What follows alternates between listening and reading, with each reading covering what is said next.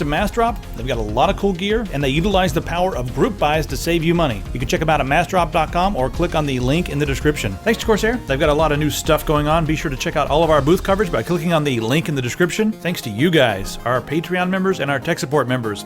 We are trying to expand and hire new people, and we want to keep the integrity of our content. Thanks for giving. You guys are awesome.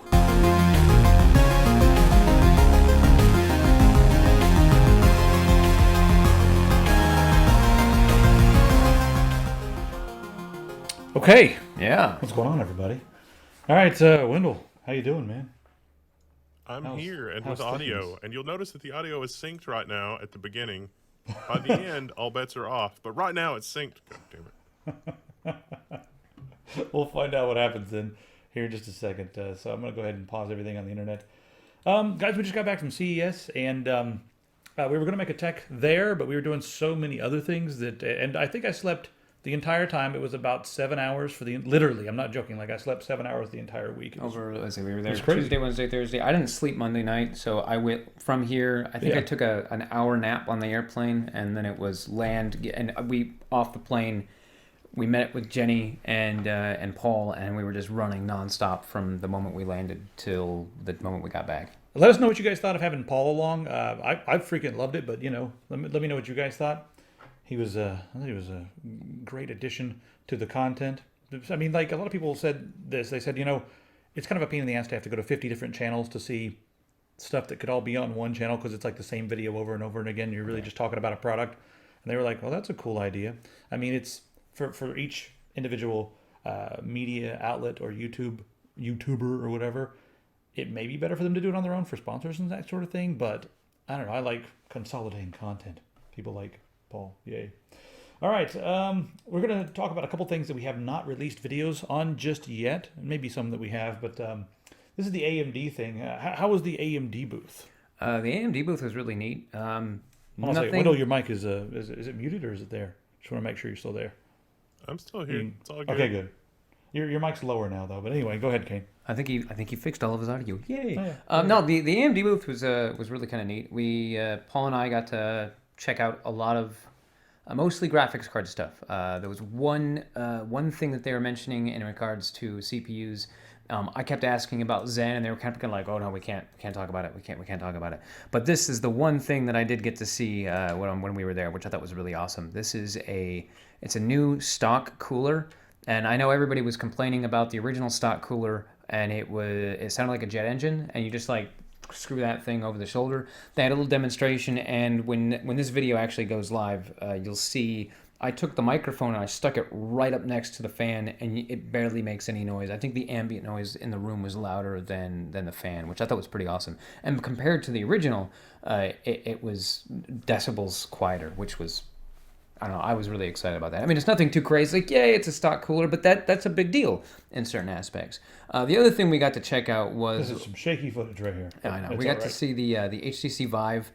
They did a demonstration running off a Radeon, I think it was a Fury X, and it was this was really cool. This was the first demonstration I've seen of a VR setup that actually felt like a game, and we just both Paul and I walked away from going, we want to go back and play that on a harder difficulty, because I was like, come on, this is easy. What did you give me the easy one for? But it was actually really neat. That was actually me walking around the room, pick up the guns, firing off the guns at the zombies, and it was a little funky getting used to, but that was all live demonstration. Like this is Paul filming me, and then he turns around and films me and playing the game, and it was cool. I was really excited about this. An Oculus might be a lot of fun, but for me, from the demos that we've experienced, the Vive is where it's at. If you have an extra money, build a Vive room, man. You don't even need to build a Vive room. That's what I thought was really great. So you can actually just stay in one spot mainly, or? Yeah, well, I mean, you can, but the idea is you've got the controllers in your hand, you've got the headset on your face,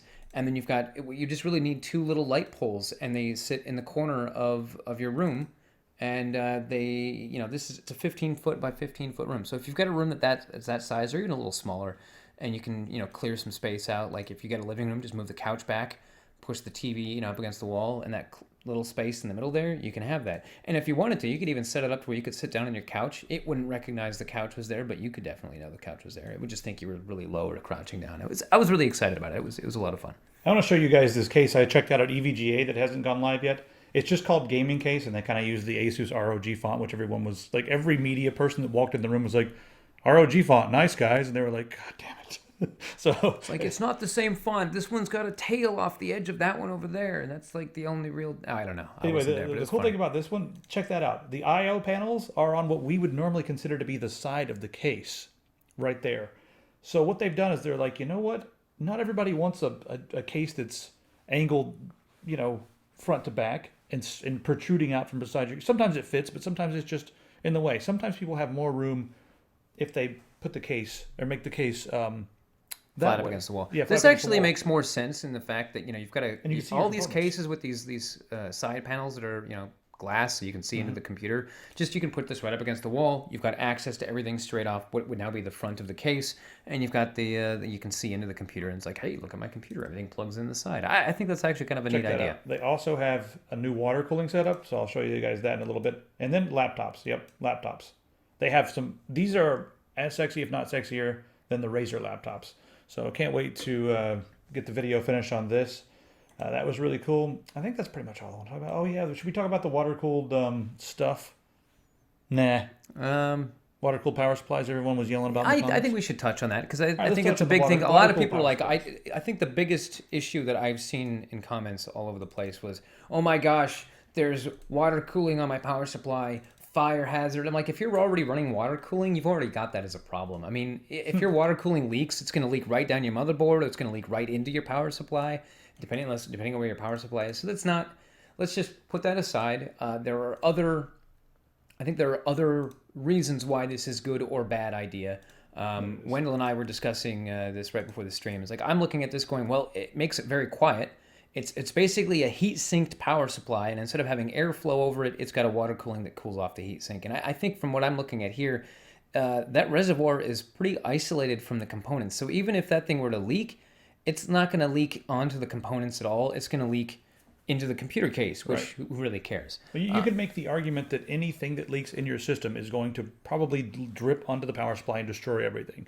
Any part of putting water in your system is a slight risk. If it's done correctly, the risk is extremely minimal. Yeah. And, these guys at Deep Cool, they've been doing water cooling for a while. They've got several different water cooling units out there. As long as all the fitting is right, I don't think there's any danger to it. There's a whole separate debate on whether or not it's a good idea. Whether or not it matters, other than the fact that, hey, look, we're here talking about it, and they're getting some free press, so... If they did it for that, then hey, that's working. Yeah, right. Wendell, you were talking about the heat dissipation of power supplies. Go ahead and touch on that, just as why this is good or not. Yeah, so I was thinking about this, and I have a hard time because power supplies have actually gotten really efficient, and so power supplies being really efficient mean that they're not really converting very much electricity into heat. They're converting almost all of the electricity they pick up into the DC electricity that the rest of the system needs. The more efficient a power supply is, the less heat it generates. Heat is waste energy, basically. And so the other thing is that I'm not sure about the particular components in this, but voltage regulation technology historically has been that the hotter it is to a point, the more efficient it is. So I think around 70 to 90 degrees C, typical voltage regulation silicon is operating at peak efficiency. Of course, if you go much past 90 degrees C, it's thermal runaway, which... is when you let the magic smoke out and it no longer works.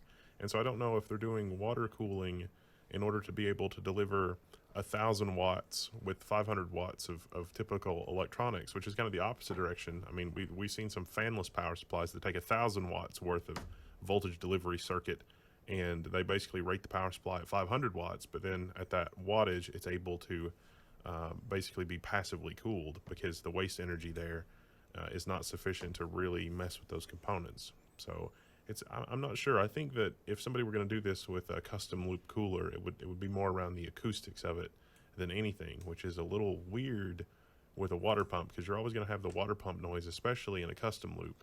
I mean, it's hard enough getting the all-in-one cooler pumps to the point where they're not, you can just barely hear those in the background if you're going for a quiet build. So I would want to play with one of these and figure out the particulars. We're going to get into the rest of the articles. Right now, I want to look at the comments. I think everyone's saying you're quiet again. For some reason, it looks like your audio went down since we did our test. Can you give us like another decibel? We're gonna do a live audio test for Wendell to make sure you guys have good audio. And, oh my goodness, no! It sounds like I'm really loud, honestly. To me, it sounds like you're really loud. I'm looking at the levels and it seems loud. I'm wondering if there's some not kind sure. of...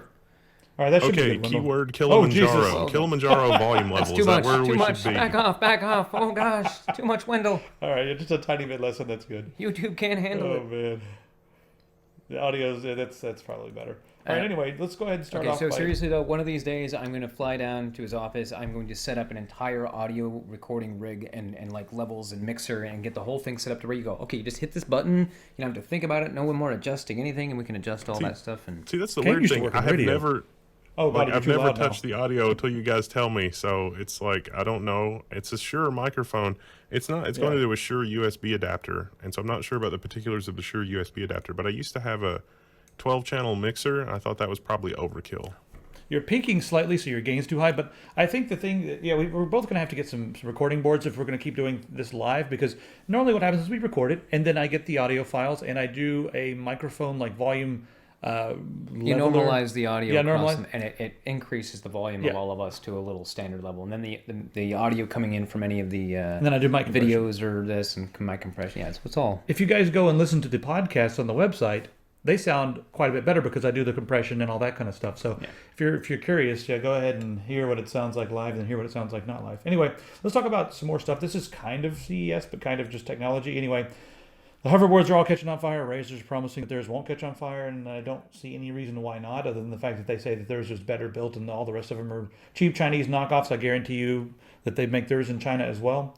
Anyway, Yeah, but the thing that they're promising is that they're saying that their board, they're binning all of the better components versus the not so great components. The problem with all of these hoverboards that are catching on fire is that either the batteries are shoddily created or that the charging unit is shoddily put together. The ones that are like catching on fire while the person's like riding down the road, that's a battery problem. Or the person actually bumped something and again, it's causing a problem in one way. this one's only made for your hands. It doesn't actually work for if you're standing on it. You have to be a gymnast to use it? You have to be a gymnast, yeah. Anyway, Oh, this guy, see, he's going to fall on his ass. He's going to fall. And that was something else I was kind Probably of laughing so. about. I was looking at a lot of news articles in reference to this, and one of the things that people were saying was that, oh yeah, there's all of these injuries that are being reported that are not fire related, that are just like, I'm falling on my ass. And I'm like, have you seen a bicycle video where it was like a bicycle fail video? It's just bum. And that's like in a year, more injuries from bicycles. We should ban all bicycles and motorcycles. You know what? Stay in your home, have everything delivered to you, and it's going to be delivered by drone. No one should ever be outside again. All because rooms life must be could padded. kill you. All rooms must be padded. Yes. And you have to wear a helmet to go to bed.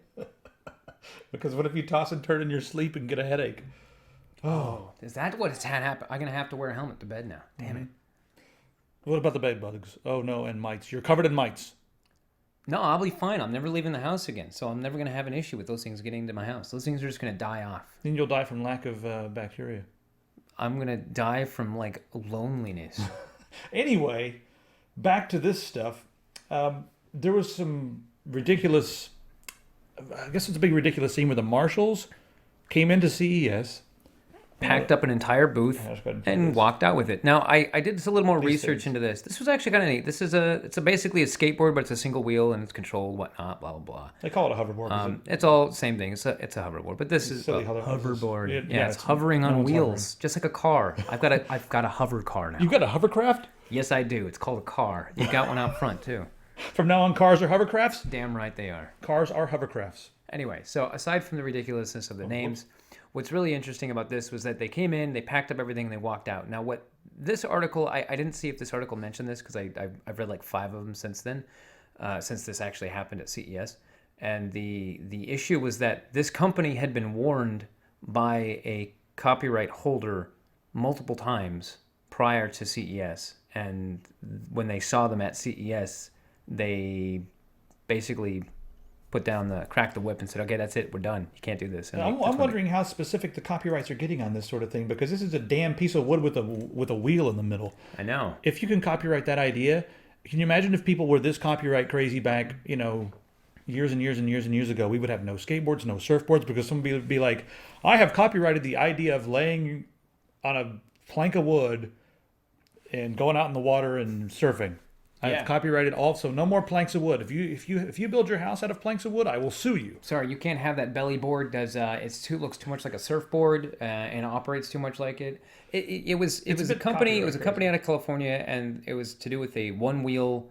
It was whatever the one wheel thing was, and these guys, they put it sideways instead of forward. Anyway, it's bottom line is this: it wasn't like this just happened at CES. This had been an issue that was going on between this company and the company that actually holds the copyright or whatever on this, or the patent. That's the word I'm looking for, the patent. Yeah, the CES has some pretty stringent guidelines about what you can and can't do, because apparently this is a normal thing.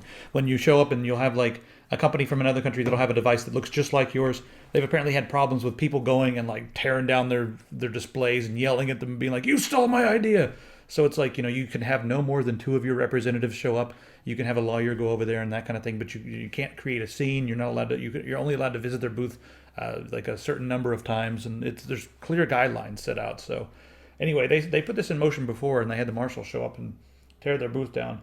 I don't know. I mean, maybe if it infringed on some very particular patent of the implementation, but not the actual. If it's just the design and the style, then I don't have any respect for this company. And at first I thought maybe this was a publicity stunt. Maybe they got some company in China to come over and do this because now they're all over the news. Yeah. But it looks more legit than that. So I don't know. I don't know. I don't know. I still have mixed feelings on the idea that we're complaining and bitching about a board with wheel on it. Mm-hmm. All right, so Polygon thinks that we're all going to pay $1,500 for an Oculus Rift and a PC to run it. That sounds about right. That's about right. Well, they think that everyone's going to do it. In their article here, it's the next thing. The Oculus Rift is actually, here. It might be more than that. You really look at it. I mean, the Oculus is what, $600, $500? Yeah, $599, $600. So it's $600 for the Oculus. Now that comes with the Oculus. It's got built-in speakers, which I have mixed feelings about. Actually, no, I don't. I think it's a bad idea. I think that should be optionally attachable. Anyway, but I don't know if that's the case. They've also got a remote that I don't know exactly how that works, and it's got the sensor box that sits on the desk. And I think that's all that comes with it. It shows it on here somewhere, but you're spending $600 on that, and if you don't get a monitor, that might be okay. But if you get a monitor, or if you already have a monitor, then you have to build a computer to run this. If you're from scratch, $600 for this. The computer for $900. We talk about kill your console. It's fine, but making something that can run, twin 90 hertz or 90 FPS displays, render twin 90 FPS images at the same time is, that was one of the things. It requires a bit of power.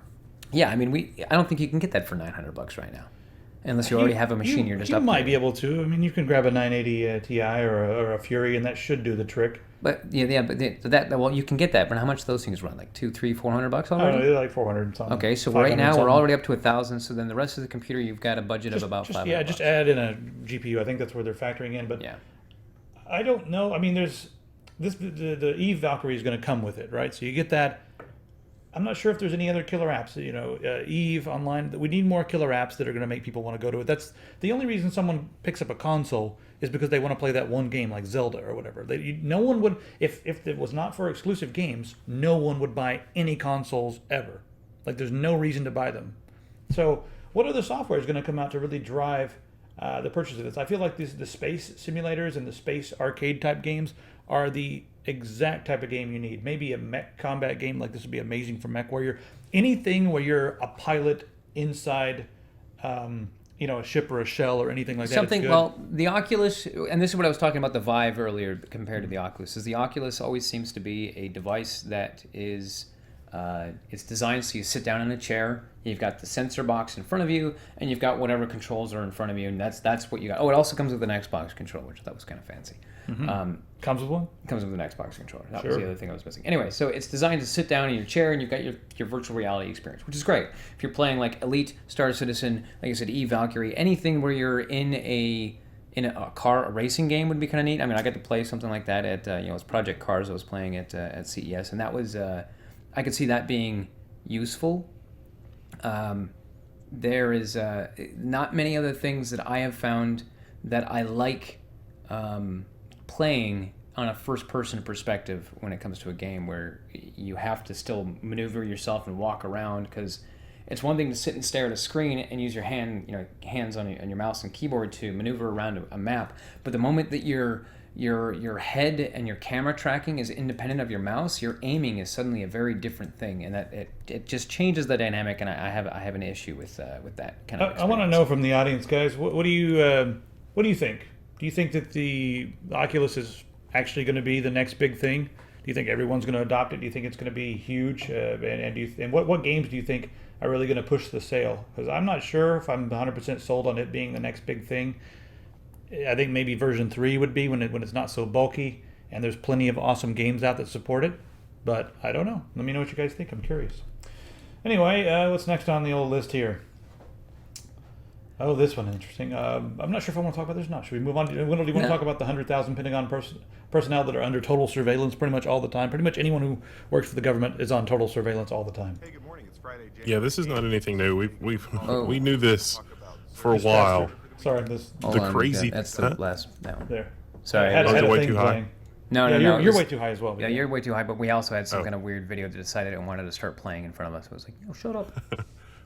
Codename Barcelona. Audio code Barcelona. How is this audio level? Should be pretty good. I think. Should be okay. Yeah. But go ahead. Bananas. We don't want people to start saying, "Oh, it's the WAN show." Technical I difficulties. need capacity. Yeah, no. That would be sad. I mean, we kind of half-ass it because we don't really care, and it's sort of informal. We like being informal. I don't know. It's not...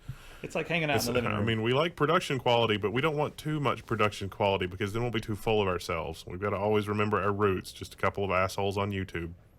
This is basically like Google saying everything is beta and getting away with it. That's what you just did. You just said, "Oh, you know what? We're doing some stuff here that it's kind of whatever, but beta." So, Yeah, pretty much. We're still in beta. 200 some episodes. The still in surveillance stuff just, nothing surprises me anymore. It's like, oh, it turns out that, the federal government has been feeding everybody nanobots for the last 10 years. It's like, no, that's not surprising at all. It's like, oh, everybody that has rectal cancer is directly the fault of that? Oh, really? That's interesting. It's good to know. Yes. Nothing's going to be done about it. No one cares. So, oh well. I think that we've got a couple different surveillance articles here. This one, and then where's the White House one? I should bring that one up next. That's not it. That's not it. I'll find it. Well, it's in here somewhere. I'll get to it while we're talking. So there's another article about this. The White House is going to go out to Silicon Valley and talk to several of the key CEOs from major companies about this whole encryption problem with the terrorists. Because let's think about this. The government kills more people than the terrorists do, but we got to stop the terrorists. Anyway, so they want to go out there and talk to them about this problem with, encryption and just trying to figure out how they can monitor what they're doing and thwart them before they can use encryption and use subversive tactics. I have a really great idea to solve the problem there. And it's not so much that we want to stick a camera into their backyard. How about we just leave them alone? Because if I come and punch you in the face, you're going to come out of your shell and be like, hey, man, why'd you punch me? And you're going to punch back. See, I've tried that argument a few times before. I'm like, hey, they don't hate in a vacuum. It's like if we weren't standing in their backyard shooting their dogs and cats, they wouldn't bother us. But every time I use that argument, they're like, no, they hate us because we're rich and love Jesus. And it's Right. like you can't. I think there's a part of that's true, but Yeah. I highly doubt that. Anyway, that's an argument. That's a different for another argument. time. Yeah. Anyway. The whole encryption problem I find is not really a problem because we want to be able to break encryption. It's like Yeah, I think it's interesting because the White House is phrasing this as if they already don't know what the outcomes and the consequences would be of loosening encryption or giving themselves a backdoor. So we talked about that all last week, but now that if you read what they're saying, it's just like, of course they know what the problems are, right? Are they that stupid? Why do they really need to go out there and talk about this? What's going to happen is they're going to go out there and try to strong arm these companies into getting backdoor access, and they basically want to be able to just monitor everything. It's going to reach a state where nothing we do is not monitored. Wendell, you've mentioned this before, where it's the you get these people who are in I wouldn't say they're in power, but they are in the positions of government that are making these decisions, and they have this I am not the same as these peasants out here. I am royalty on my hill, and you guys are, we're not the same. We're not cut from the same cloth. Yes, we're all Americans, but you are my subjects, not the I'm a public servant, which is I think is where a lot of this, a lot of our argument comes from. In that when you're dealing with this kind of stuff, it's like what are they going to do? They're going to create an encryption that's got a built-in flaw so they can monitor everything that we're doing, but then they're going to have a non-backdoored encryption for themselves. I mean, is that what's going to happen? And we're going to make that nice separation, like, oh, well, look at that, they're doing the same thing we're doing, but we've got the backdoor, they don't. It's like, how is any one person in a Senate seat or a House seat, how are they different from anyone else? They are just as capable of doing very bad things as any other individual in this country, or in the world for that matter. I want to kind of shift and talk about something a little more philosophical as far as all this goes, because we've talked about what you're just talking about a few times before. But if we look into the future and just see, hey, this pattern of erosion of our, privacy and that sort of thing, if it continues, what will that do to our culture, and what will that do to the things that we do on a daily basis? Will that change our behavior? Because now every time we do something, we're like, oh wait, should I drink government coffee or should I drink my favorite, hole in the wall coffee? Maybe I should drink government coffee because they're watching me. You know what I mean? Like, should I hang out with this person? Similar to the whole the social app that's in China right now, where you get points for doing good things for the government, and everyone has to use it. This reminds me, I always do this. I've been reading all these crazy books, or rereading a lot of these crazy books, and I've been rereading or re-listening to the audiobook of Snow Crash. And one of the things they mention in the midst of the book is one of the characters' mother works for the feds. She is a federal employee, like these people here who are constantly being monitored by, either by the government, so to speak, or by the Pentagon employees. And to a certain extent, I think that should actually be that they should be monitored because they are government employees. Therefore, they are signing up for that. And in the book, they reference that everyone is being monitored nonstop. Everything from the time they log in to the time they log out. Do they take and drink the government coffee versus their own? All of these little things are noticed and paid attention to.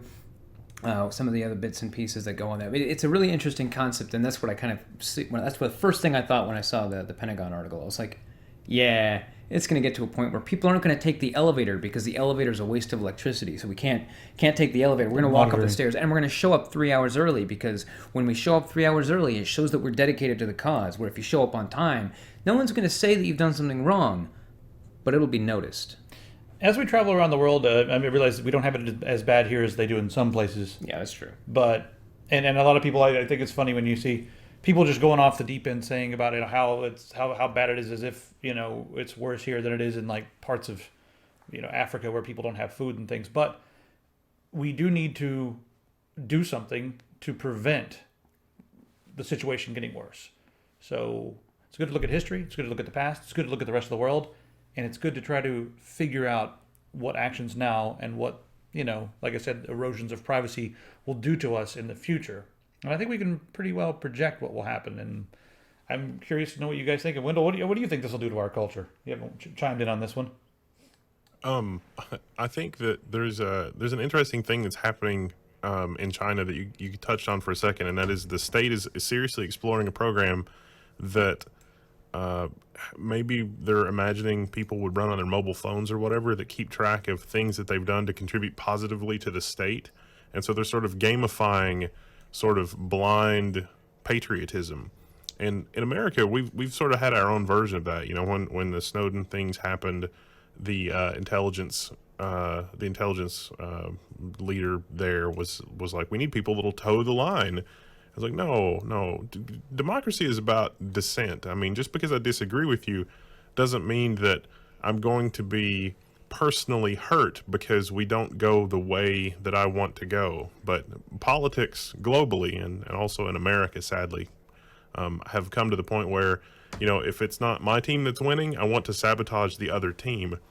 And that's just not rational discourse. And so all of these tools are things that are sort of dismantling rational discourse that will ultimately dismantle democracy. Now, that might sound a little alarmist, but if you look at history and you look at how these things have gone before the advent of technology. That is how it has gone every time. And so it's going to be an interesting chapter in history when technology is used directly, but also indirectly through these kinds of initiatives to subvert healthy dissent in democracy. And that's really when you're looking at these kind of things and you're reading about these kind of programs, it's like, will this suppress dissent? Will this create a chilling effect? So it's like, I want to have an opinion on something, but I don't want to make my opinion known because I might be passed over for a promotion, or my boss might disagree with me, or there might be a policeman that lives a few doors down from me in the neighborhood, and I don't want them to know what I think, because then they might, it's like, oh, your tail light's broken.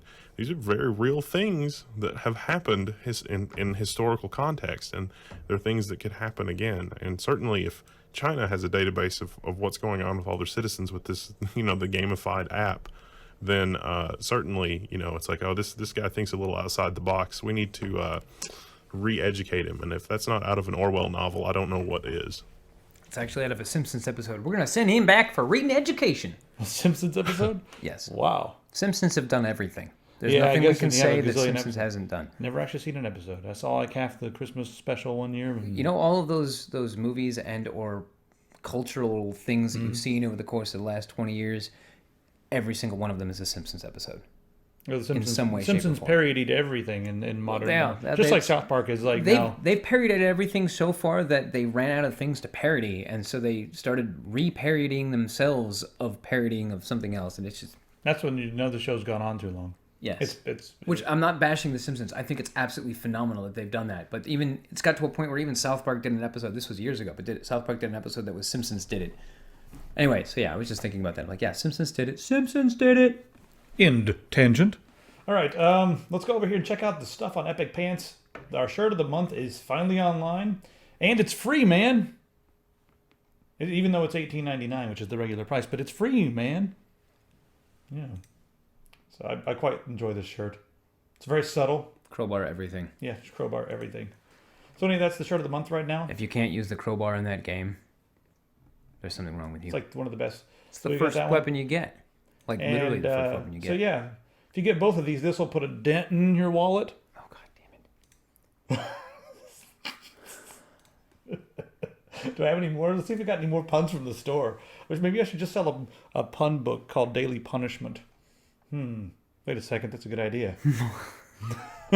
Hats off to that idea, right? What are we doing? I think I'm done with my puns. You gonna carry on this any longer, Glenn? That was so bad. I know. I'm gonna see if I can derail you here. Glenn. Oh man. Yeah, if I keep this up, I'll be outside with a tin cup on the street. But when we're done, we can show Dan. All right. Well, this is worse than the hood. Okay, that's enough of that crap. Yeah. Hope you guys enjoy that. Go buy everything on the store or else. And guys, thanks so much for the Patreon support. It's gone up like $2 today. We are going to be hiring some people. This will cover like 1.5 people monthly salary, so that's amazing. We can hire 1.5 people. Is it? Do they call them half people or halflings? Can we hire a halfling? Do hobbits go for less money because they're shorter? No, that's the problem. It's a half an FTE. It's like, that's full-time equivalent. It's like you look at it and it's like, this is a lot of money, and then it's like, well, wait a minute, we have staff we have to pay, and then it's like monthly salary and this kind of thing. It's like, this is a lot of money for one person. This is not a lot of money if we need a team of people doing things. Yeah, I do want to make sure people do understand that 4 or 5 people, it helps immensely, but we can't hire 50 people with that. So I want to hire a few people and make the content better. And we've got other streams of revenue like the store and things. So I'm also going to try to be a little bit transparent and show you where the money's going. We just got some of our bookkeeping done, and I'll throw some numbers on the website for you guys and let you guys see what we spend the money on. I mean, all the steaks and the private jet that I'm buying because I'm going to also start preaching. You seen that video recently? I'm getting full cybernetic implants to the back of my skull. They're more of an upgrade, but yeah. More of an upgrade? Oh man, that's ridiculous. Let's bash Comcast. What time is it? It's about time to bash Comcast again, I think. We're not even going to bash them. They make it so easy. We don't even have to bash them. We just have to say what they said back. That's it. So a couple of weeks ago, we talked about their CEO who likened bandwidth to driving and pumping gasoline into your car. you drive 100,000 miles versus 1,000 miles, you're going to buy more gasoline. This is him now. Because I'm not already paying for the electricity that my router and my modem are using. You turn your air conditioner from 62 degrees to 72, you're going to use more electricity. Yeah. While this is not, this is the, like, no, this is the thing that we've talked about before. Oh, yeah, The best lies are based on truth. And so it's like, this seems reasonable, that you've used more resources.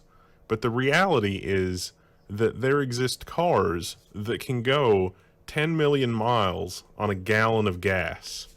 And so he would have you believe that the extra 3 thimbles of gas necessary to take you from 10,000 miles to 100,000 miles should cost $4 million. The reality is that they have not invested in their infrastructure, and they want you to pay as much as possible for as little as possible, because that's in their best economic interests. The reality is that the costs of shuttling data around, most of the cost is in the last mile. But as the Netflix debacle demonstrated, just as soon as Netflix was able to pony up money, they did not in fact have to upgrade their infrastructure. They had to throw a switch. That's an indicator they're lying, and do not forget that. This is an insanely misleading argument, because the costs of bandwidth are basically non-existent. It's in the last mile. And had they upgraded to a fiber network for the last mile, it would be a non-issue for the next 100 years. Now, this article does a great job of outlining exactly how the whole payment system works for bandwidth for Comcast, how they the teaming and peering and all that kind of stuff. And the way it works is, if they're going to be buying some bandwidth from over here or whatever, they're going to pay based upon the highest traffic of the month. So if one day has a peak of 700 gigabits, well, they're going to pay 700 gigabits for every single day, and it's a low price. We're talking, they said on average the bandwidth is probably going to cost them about $2 per customer. Now, this is what I was talking before, where I was referencing the 95th percentile. What it actually is, it's not so much that they pay for the most that they use. It's 95% of the time we're using this much bandwidth. So if you are using like minimal nothingness, and then for one day you're using way up here, that all gets percentaged out and averaged out, but that does weigh heavily, so you end up paying a rather steep curve. This article says that you pay whatever the max day is, you just pay that. So I'm not sure where I think they're trying to glaze it over, simplify it, but you pay on the 95th percentile, which is, and this is what I've seen across the board, is that it's how much data per second, or how much data. Let's see, there's 3 terms here. There's throughput, data, and bandwidth. Bandwidth is how wide the pipe is. Throughput is how much you've been shuffling around, and data is just a finite amount of stuff that's being shuffled around, or a infinite amount of stuff that you're shuffling around. Right. So, depending on, as long as you have electricity, you have data. Yeah. So your bandwidth usage is how much you're transmitting in any given second, and then it's averaged out, and you pay on the 95th percentile. So if you use 7 terabytes a second in one day versus the rest of the time you're using 400 megs a day, or 400 megs a second a day, the average is going to be 95% of it. It ends up being a lot more than 400 megs a second is what I'm getting at. And you end up paying on the 95th percentile. There's a whole math chart, blah, blah, blah, but you can look that up. Guys, we really should not accept these bandwidth caps. The only problem is that Comcast is doing this, and they're kind of a monopoly in all the areas that they're in. So we need to just start suing, class action lawsuits. I'm not sure. I need some ideas. Maybe we'll come up with some ideas. Maybe we should put together a class action lawsuit. They haven't rolled them out here in Seattle yet, because there's no competition here either, because this idiot mayor signed a contract with them. But in Portland, when we get down there, there's some competition. So we'll be able to use a different company. One thing that's nice about Portland, almost every address that I looked up, there's like 3 options for gigabit. I was like, oh, this is interesting. That's pretty awesome. Yeah, I'm stoked. But they're not like ridiculously expensive either. No, that's the real like, kick in the pants, is that you're not paying. Like if you're in a data center, or if you're like back in New York, if I wanted to get gigabit into that office, it was going to cost me close to like $3,000 a month to get gigabit into that office, and that's an unmetered, on anything, just gigabit connection, and I'm like, $3,000 a month, no. And what's funny is that I can get about that much bandwidth for about the same money, and I'm not in New York City. And so that's Yeah, what I'm but- saying, though. Is you're dealing with the last mile cost is extremely high because if you want to get any decent bandwidth or a decent backbone provider providing you your metro, they call it a metro Ethernet connection because you actually just have an Ethernet straight into fiber line into your office or into your house. It's a little different than some of the other technologies that deliver that backbone internet stuff. Now let's go ahead and check out Smartflix. So Netflix is beholden to the copyright holders, and they all have their region restrictions, which in this day and age, I think it's about time that we took a look at region restrictions. When someone gets something in America that's not available in Australia, well, someone in Australia is probably going to pirate the American version. And it's just weird to have a global economy that's digital, tons of media out there, and then just being like, oh, this can't be sold here and here and here because this guy didn't cough up enough money. It seems awkward. So what Smartflix does is it combats the problem on Netflix where some people, they want to watch things that are not available in the region, so they get a VPN. Well, what they do is they use a very nice proxy service, and then they give you everything that's available on Netflix all around the globe in one interface. For instance, all these movies here in this this image, only one of these movies is available in the USA. Only one. But with this service, with Smartflix, In the USA or the UK? the USA. Wow. No wonder I haven't seen any of those. Must be No? I'm going to say only one because I got the Batman right there and you got Django Unchained. That's what it says down here. Where is it? Maybe it is the UK. Yeah, it says the UK can currently only access little under 3,000 titles. Damn, that is terrible. Yeah. Oh, 3,000 films and TV shows. That's ridiculous. It's You guys, I'm sorry. pretty But that insane. is. That's all. All of that is down to, can I sell this in this market? Yes or no? And it's all legal, copyright, blah blah. It's a bunch of money grubbing crap. We're going to have to get to a point with digital content where we come up with a new set of rules. We have to sit down and wipe the slate clean and be like, listen, this is no longer brick and mortar tangible goods. Yeah, it's no longer a VHS, beta, totally different. DVD. I mean, I'm talking about everything, like just everything on the internet. Yeah. Yeah, that's what I'm saying. Everything. It's no longer a physical media. It doesn't cost anything for me to ship a movie through Netflix to the UK versus Africa or wherever. It doesn't cost anything extra to stream it that place. I mean, you're dealing with bandwidth costs, but you're going to deal with that no matter where you send it. We're gonna freaking have to run for office. I mean, Okay, I got $5 We're that gonna have says to run we're for going to office see to make this this stuff happen. next week that this is going to be In trouble? getting in trouble. It's either next week or the week after. This Smartflix is going to be in trouble. That's my goal. That's my Yeah. guess. My guess, not my goal. they're probably already a letter in the mail. Yeah, that's what I'm saying. Next week we're going to see the news article. We're going to be like, so remember that thing we were talking about last week? Yeah. Anyway, all right. Let's see what's next on the list. So that's just Smartflix. Unless you're going to download this and check it out. Kind of interesting.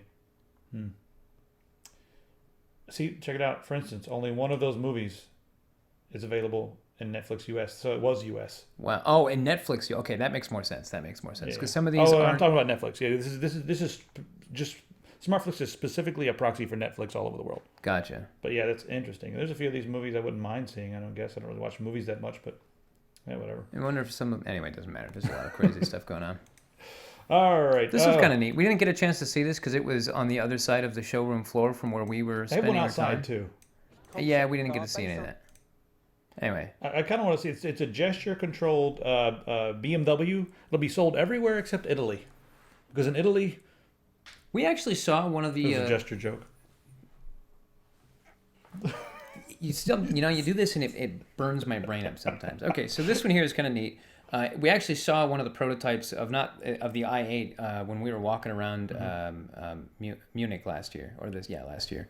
And in this one here, you put it into auto drive and you take a hand off the steering wheel. The steering wheel retracts a little bit, and there's a sensor, so you can just navigate the center console by just waving your hand around a little bit, which I think is kind of Change your interesting. songs. Change your Yeah. How do you say air conditioner? Luftmag? It's like this little bit right here. It shows the different things that show up, and you can scroll between all of them with your hand and your gesture.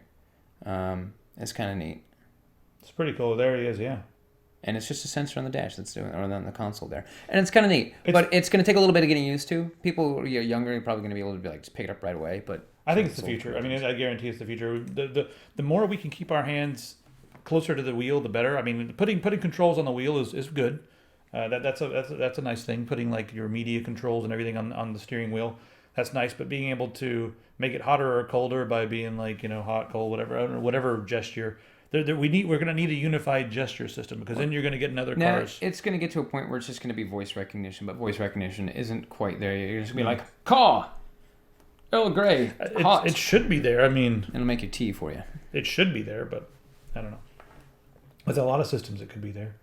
I mean, we're also getting to the point where this thing's got an auto drive capability. So you get on the highway, you open it up, you hit auto drive in it, you just take your hands off the steering wheel. You can go about your merry way. I'm not sure if you can totally do that yet. With this. No, that one right there. That was concept car, but yeah, Yeah. it was one of the things that they were talking about. It's got a Go ahead. Did you guys see the Tesla update? yes. Yes, I've got that actually right here in the thing. You can go ahead and talk about it. I'll find the article. The feature is called Summon, which means that the car will drive up to 39 feet on its own in order to park or unpark. And so one of the demonstration videos is the guy drives up to his driveway, gets out of the car, hits the button, and the car parks itself in the garage. And then also the car gets itself out of the garage by backing up into the garage door. The garage door is an automatic opener, so then the garage door opens, and then the car continues backing up and then comes to a stop at the end of the driveway. That's pretty awesome. Yeah, got that one going. They also said that the self-driving feature is going to be quite a bit better on the actual road. I still would probably not recommend people posting videos on the internet of them almost slamming into trees and things. So, yeah. But people are going to do it anyway. Oh, there's the garage door opening. Isn't that neat? Yeah. So, the summon feature. That's They kind of also, neat. I mean, The update, I think, dialed down a bunch of things. So people were posting really crazy YouTube videos, and Elon Musk was like, saw the YouTube videos. We're going to turn some things off in the next update. Yeah. No one died though, so that's good. Almost. I mean, there was a few close calls on YouTube, but I don't think anyone died that I'm aware of. I don't know. I think I wouldn't want to test that out on the open highway until after I've tested it out on like a back road somewhere, because I mean, it's not like this car is cheap. Yeah. I don't know. Maybe for some people who bought it, it was. While we're on the driving cars, you know, we have an article about the Google car. Damn it! I don't think I put it. No, I should have totally I rearranged. think I closed that one. Oh, you did? Yeah. Okay. Anyway, Yeah. Google cars are better at handling rain. Yeah, they've updated its ability to handle rain. They've actually created its own like wiper blade system, so it can like wipe off the sensors. It's pretty crazy. Yeah, Anyway. I removed that article because it was that long. That's all it was. Yeah, there you go. Anyway, I thought it was kind of neat. Yeah. Microsoft is abandoning Windows 8 completely next week. No big deal. They've got Windows 8.1, which is a service pack. Why we even talking about this? They're going to force you to move to Windows 10 anyway. It's watching you all the time. Windows 10, it wants you. That's enough of that. It's just a mention. Hey, there's been a record.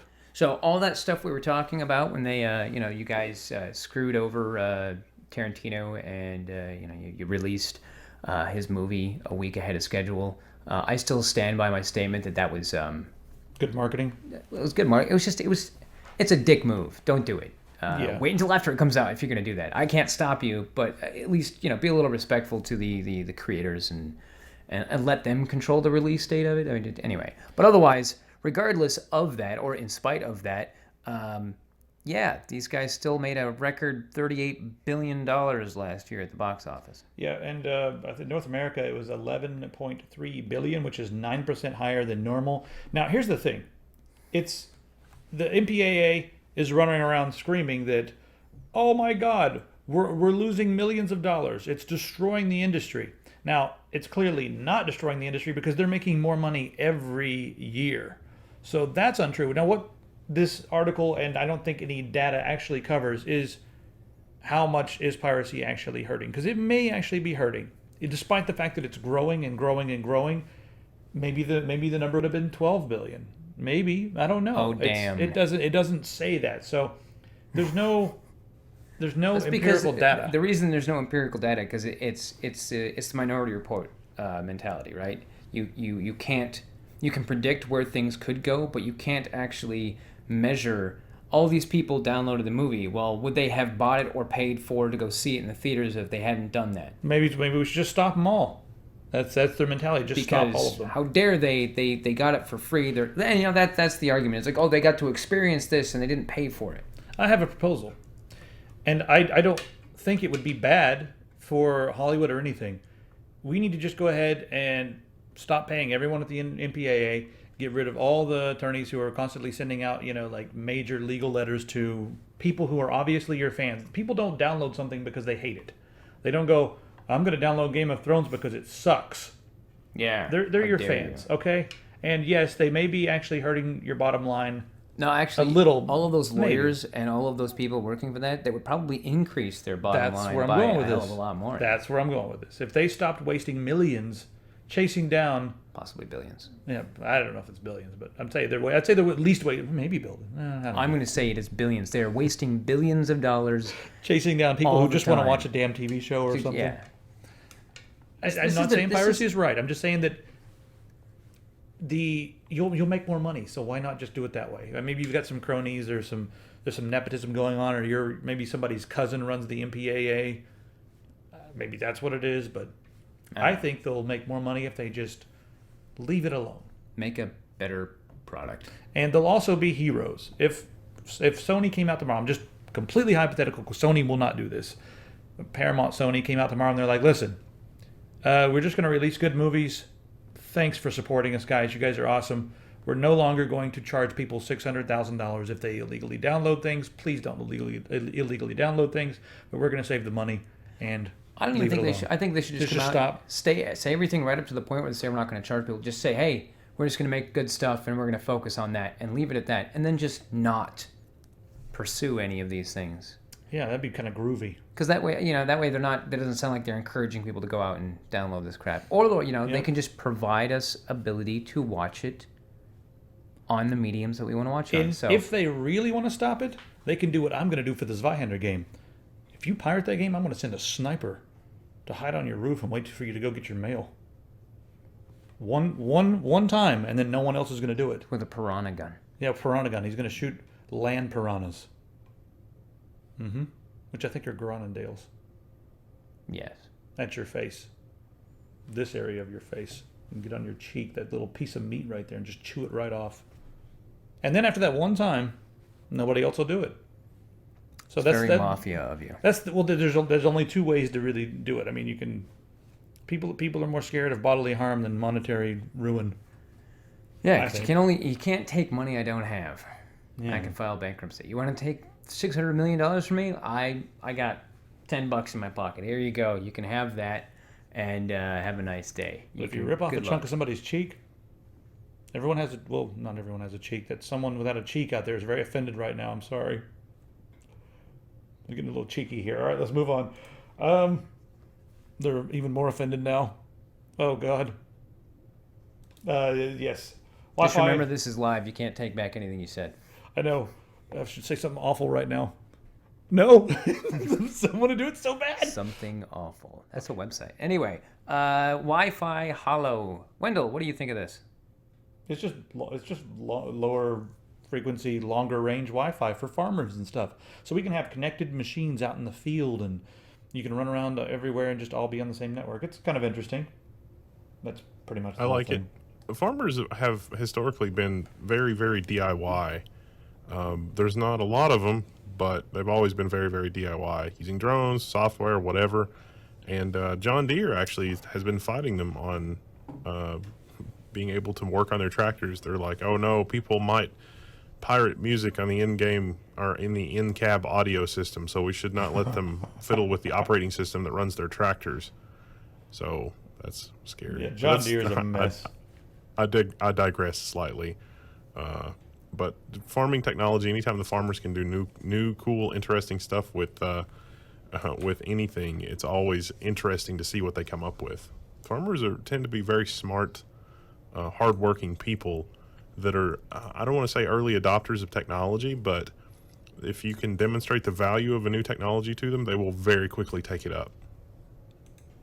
All right, let's go ahead and talk about ad block for just a moment, because I got to tell you guys, like, over the last few years, our ad revenue has, it's almost like, if you watch the graph of like our views going up, our ad revenue is going the exact opposite direction. It's like, it's It was like, yo, yeah. it's weird, but No, it's a lot of it's ad block. predictable. And Forbes here did something to illustrate why everyone's using ad block. A lot of it's not because the ads are obnoxious or annoying. A lot of websites they pop ups in the middle of the screen, things that automatically play.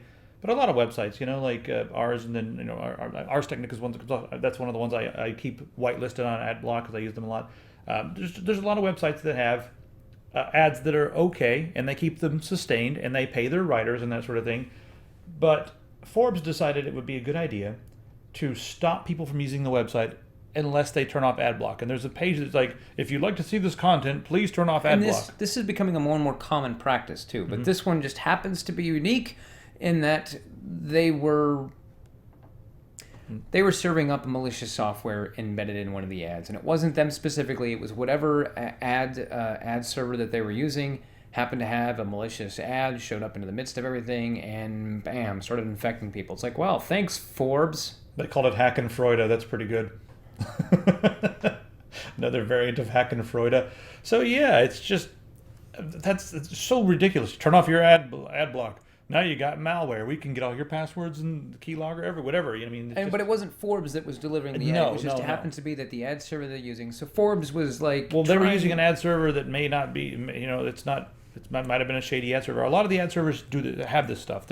And I want to point out, the company I worked for in New York, we did a lot of fraud investigation when it comes to advertisements. Not so much advertisers, because a lot of the advertisers are fine. It's the advertisements that are like whatever. Like a lot of times it's like a really stupid ad that you can't stand. But there is a lot of malicious code that's being added into. Or the other side of it is that there's a lot of malicious code that's being added into these things, so they get infecting your system, and then that infection causes your computer to continuously look at ads in very specific places across the internet to generate the malicious software writer ad revenue that should be going to us. The amount of money that these guys are making is absurd. It makes the money that we make on YouTube a complete joke. It's a complete joke. Yeah, I mean, it is. They're making millions of dollars on this advertising botnet. So that's basically what happens here. Forbes created a big turn off your ad block, and then everybody got infected with nasty stuff. So there's a That's not funny. Yeah, it's funny. We curate our own ads, and I actually make a lot of our own ads that are on our website. We don't have that many, and then we use Google Ads for the other stuff. But a lot of our ads that are going to be we'll have in the future, we'll try to curate them ourselves. I'm not going to use any abstract or weird ad platforms. It's just not something I'm going to do. So if you guys have the ads turned on Tech Syndicate and you're worried about malware, don't worry about malware. We keep the ads out of the way. And if you do happen to come across something, do not be afraid to point it out, and don't be like, you guys suck, but hey, this happened, so we can address it. Yeah, and it usually won't happen. It doesn't happen often with Google Ads. The Google Ads are typically good at spotting malicious code, even though Google, they don't curate every ad. They have a platform. There's just too many ads and too many marketing companies that are connected that are always uploading stuff. So there may be one that slips through, but Google does have a pretty good algorithm to detect that kind of stuff. So anyway, yeah, that's kind of funny. How about this? I'm really excited about this. Google Glass, right? You had Google Glass. It failed. It was interesting. I see. I can't say that Google Glass failed, because if you look at it as like a product that was supposed to be like the end all next greatest thing, I never thought it was the next greatest. They had so much hype behind it, though. That's the problem. Is they built up so much hype, and then it was like, yeah. Even if it was the first step, which it was, the first step to a certain thing, it was kind of like, ugh. The bottom line with the backlash of Google Glass was the camera, and they're trying to figure out, well, why would you want this camera on, walking around with the camera on all the time? And it's like, you really don't want it on all the time, because the battery in that thing sucked ass. Yeah. Ultimately, the product was bad. It was mostly for a development platform and generating ideas and things you could do with a heads-up display.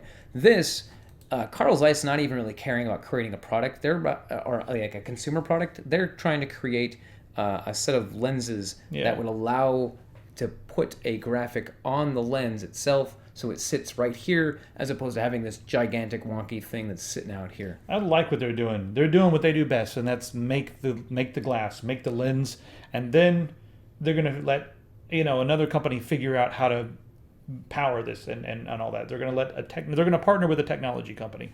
So instead of trying to create a complete package. Hey Wendell, I say we get together and work on that project. What are you talking about?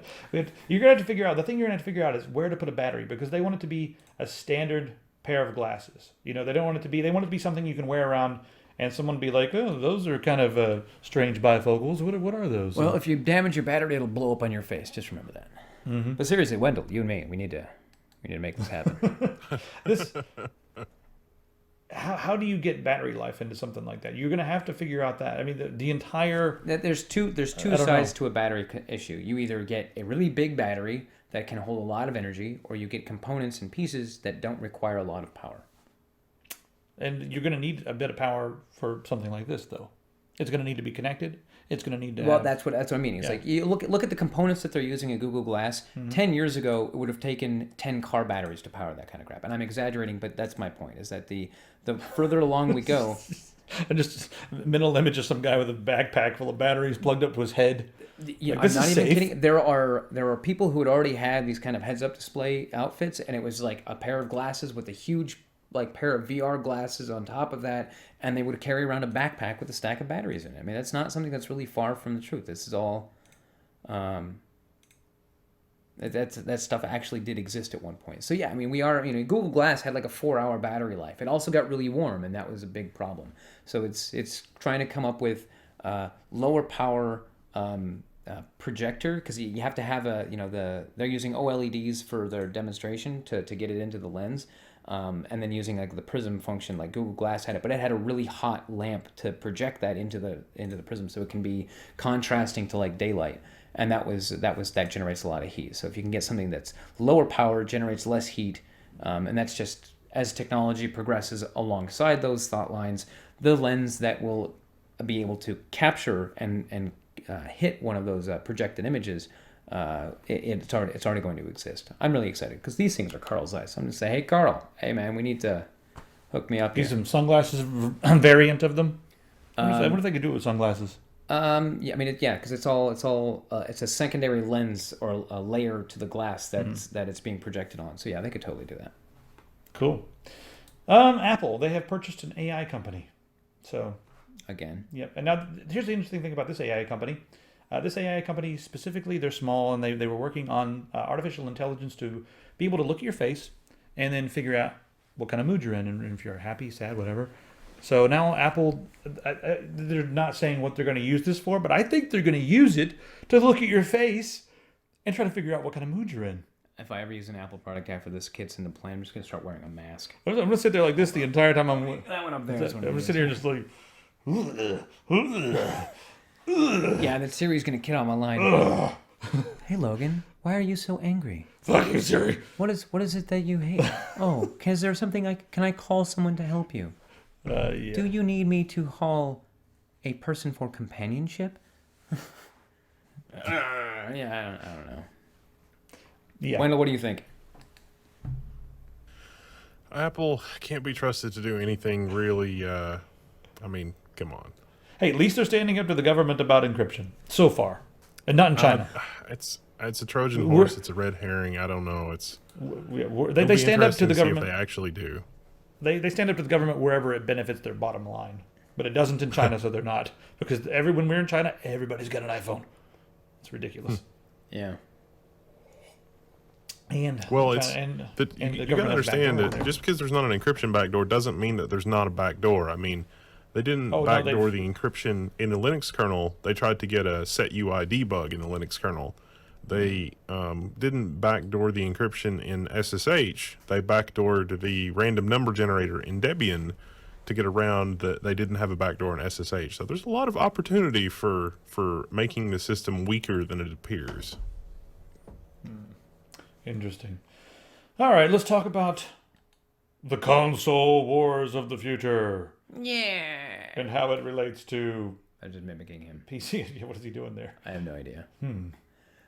Next console cycle could arrive in 2019. That's okay. So this is a speculation right now, because normally the console cycles are longer than this. They're like 7 to 10 years or whatever. It used to be 5 years. Then it was the 360 lasted for like 7 or 8 years. Yeah. They're saying that this one will need to come soon, which would be like 6 years, 2018, 2019. because we've already got on the PC, we've already got 4K, we've got TVs coming out in 4K. Already this year, there's I think it's a Samsung TV, is that what they mentioned here? That's like 4K, or it's a 4K television for $799. So 4K is going into the living room. It's becoming the global standard eventually because it's 4 times 1080p. It's obviously the next step in the evolutionary chain. These consoles can barely push 30 FPS at 1080p, barely, and most games cannot do that. They have to run it, like 900p or something.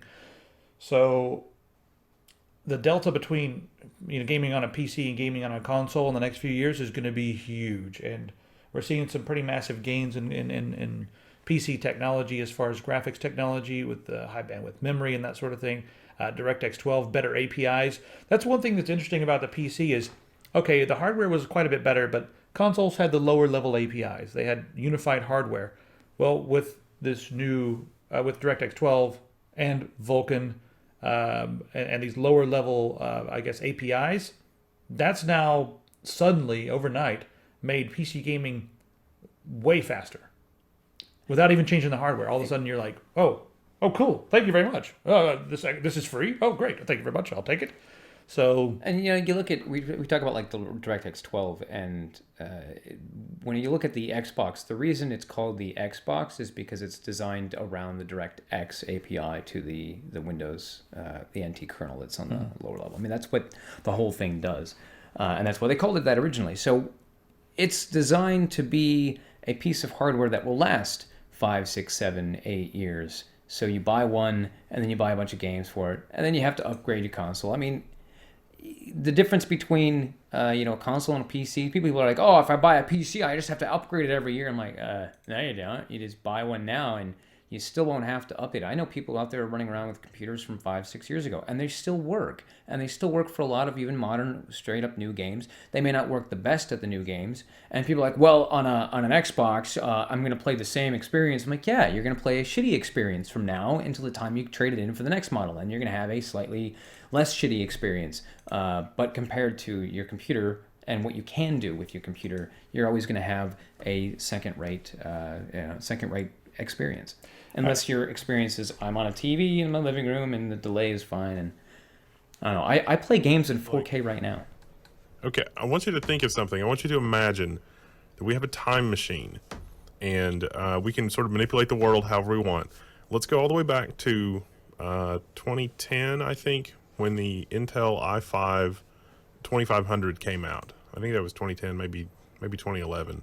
It's been a while, maybe even before then. I've got to check Intel Arc now, but travel back then and imagine the original a game i5, right? console that's running off of that x86 CPU, that particular x86 CPU. Because AMD's got Zen, that's x86. We're talking x86 inside both the PS4 and the Xbox, right? I mean, it's x86. Right. Yeah. Now imagine that those consoles have a modular GPU unit, and it's just a box that like slides in the top. Oops, I've hit my mic. It's just a box that slides in the top and pops it in.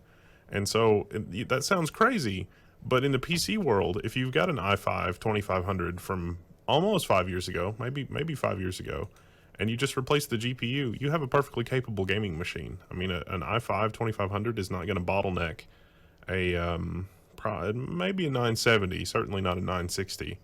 The peripherals are going to be a little slower. If you've got, a top-end SSD or a top-end other peripherals, the rest of the system can't keep up because most of the gains the last few generations have not really been in CPU speed. It's been in the speed of interface of all the other peripherals.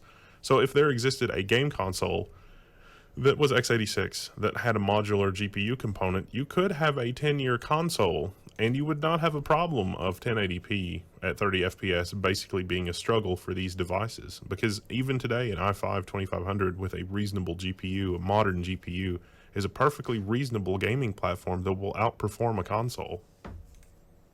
I want to go in one different direction real quick. Let me put some more users in timeout here. People who are just spamming the comments. It's fun. I didn't think that we were going to have a next generation of consoles. I didn't think we were going to have it, but apparently they're probably going to do it because they need to make money. But I thought that we were going to have, the ARM processors, the smaller tablets and that sort of thing. I thought that we were going to move in that direction into smaller, slightly lower power, but I don't want to say more casual, but currently, as it is, the Tegra can play some pretty nice 3D games. They don't look quite as good as the PS4, but I would say some of them look pretty damn good. Maybe not Xbox One, but almost, you know.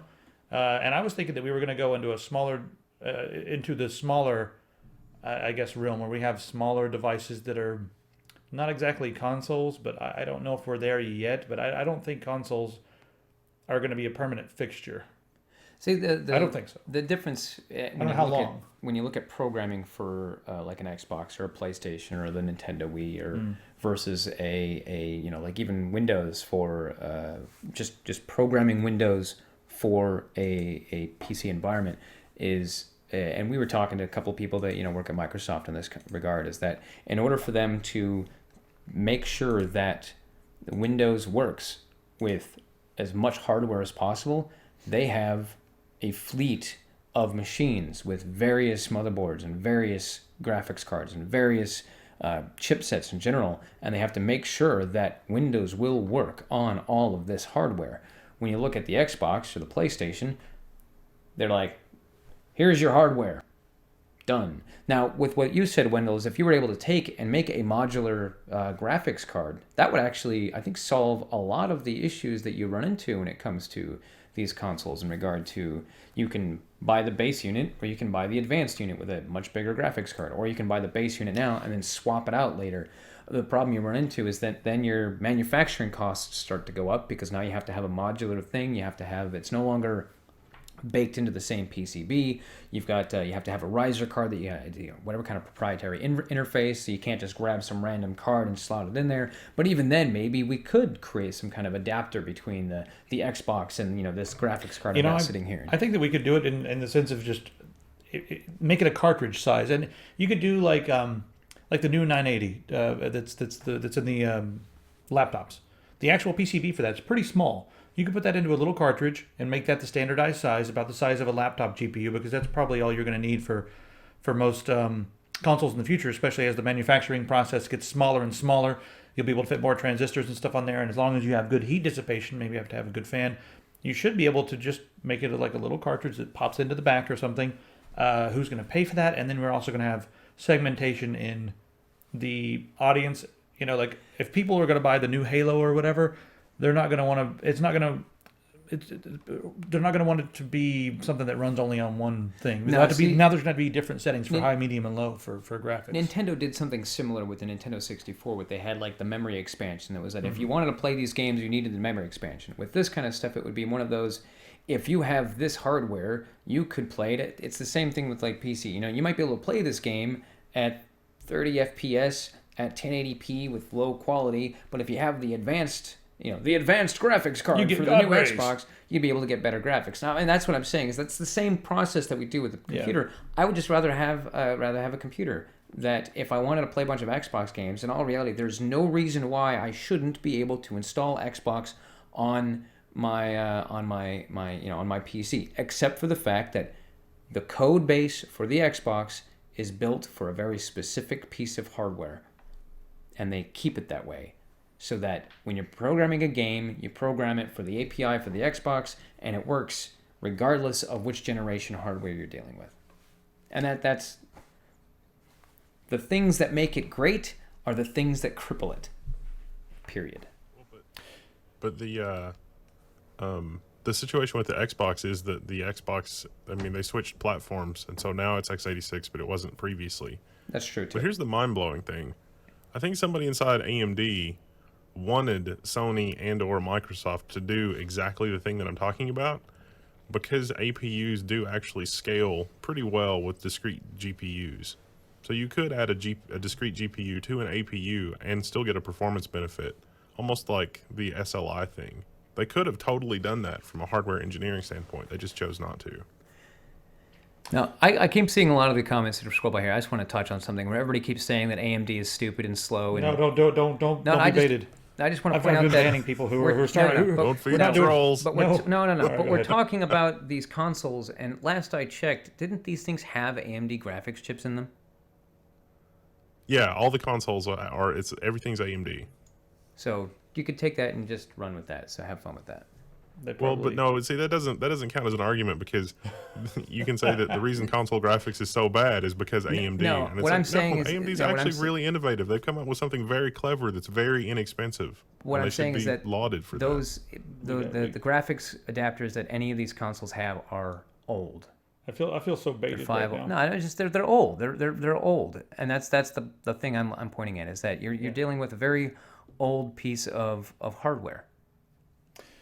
People are asking when this video is going to be out. It'll be out about 10 minutes after we finish here. So you guys can go back. If you guys missed part of the show, you guys can go back and watch from whenever. Also, I want to say thanks to all of our Patreon members. You guys are awesome. Stay tuned for some more CES coverage. We have a really awesome giveaway from Mass Drop happening in just a couple of days. We're going to be giving away a really nice set of Fostech headphones that are planar, magnetic, so they're really accurate headphones, and those will be coming up in just a couple of days. So stay tuned. We've got a lot of interesting things coming up on the channel, and our CES coverage is awesome. So you better watch it, and it'll be coming out soon. So see you guys on the internet.